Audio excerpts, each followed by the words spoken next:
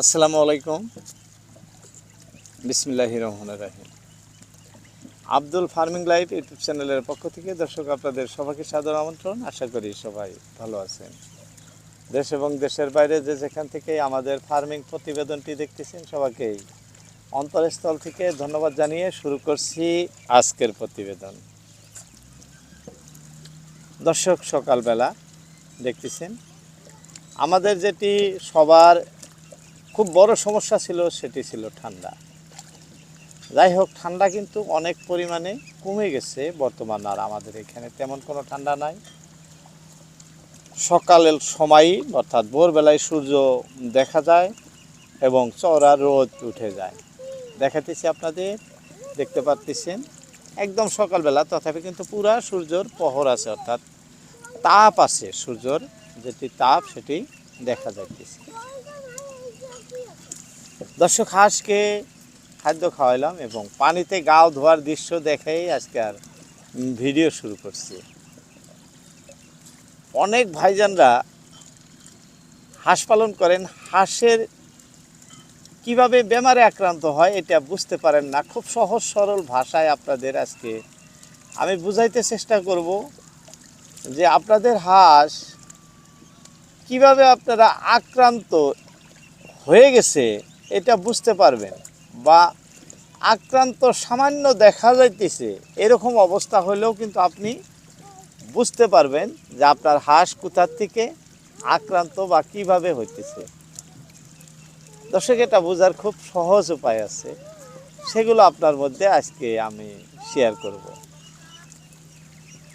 প্রথমত, আপনারা যখন সকালবেলা হাঁসকে ঘর থেকে ছেড়ে দিবেন বাইরের দিকে, ছেড়ে দেওয়ার সাথে সাথে যাতে এরকম পানিতে না আসে, কোনো পরিষ্কার জায়গায় অল্প সময় হলো 5-10 মিনিট বা 7 মিনিট পরিষ্কার জায়গায় যাতে মানে ঘোরাঘুরি করতে পারে, সেখানে আপনারা দেখবেন সে আপনার হাঁসগুলো কী রঙের পায়খানা করলো, অর্থাৎ পায়খানার ধরন কেমন, কোনো ধরনের আক্রান্ত বগা পায়খানা আছে কিনা, পাতা রঙের হলো কিনা, কোনো হাঁস ঝুমাইতেছে কিনা। এই হাঁসের যে গতিবিধি এটা কিন্তু লক্ষ্য করবেন। যদি করেন, একবার যদি এই গতিবিধি আপনি লক্ষ্য করে নিতে পারেন, আপনার আয়ত্তে থাকে, তাহলে আপনার হাঁসের কোনো সমস্যা হলে সর্বপ্রথম আপনি বুঝতে পারবেন।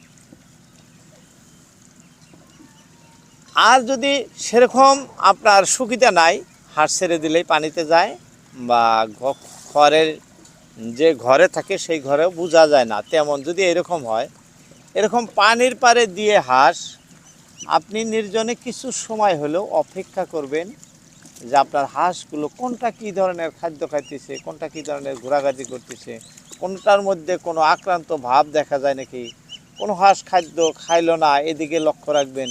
মানে সামান্য সময় হলেও কিন্তু আপনি হাঁসের প্রতি অল্প দৃষ্টি রাখবেন। এরকম যদি দৃষ্টি রাখেন, তাহলে আপনার হাঁসগুলো সুস্থ আছে না মানে আক্রান্ত, সেই বিষয়ে কিন্তু আপনি খুব সহজেই বুঝতে পারবেন বা নির্ধারণ করতে পারবেন।